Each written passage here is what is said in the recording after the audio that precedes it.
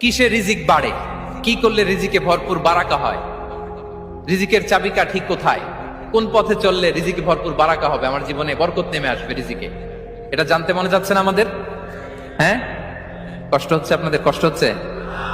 তাহলে কি করলে রিজিকে ভরপুর বারাকা হয়, কি করলে আমার জীবনে ভরপুর বারাকা নেমে আসে, এই পয়েন্টটাতে আমরা একটু আলোকপাত করি। যেসব কাজ করলে আমাদের জীবনে রিজিকে আসমানি বারাকা নেমে আসবে, আমাদের রিজিকে আসমানি বারাকা নেমে আসুক, আমরা চাই কি চাই না? সবাই আমরা চাই নিশ্চয়ই। যে কাজ করলে রিজিকে আসমানি বারাকা আসে, এর এক নম্বর হচ্ছে তাকওয়াল্লাহ, আল্লাহর ভয়।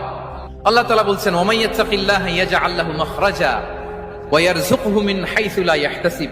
যে আল্লাহকে ভয় করে, যে আল্লাহ সচেতন, আল্লাহ তাকে মাখরাজ, মাখরাজ মানে কি জানেন? ওই যে এক্সিট লেখা না এদিকে, এই এক্সিটকে আরবিতে বলে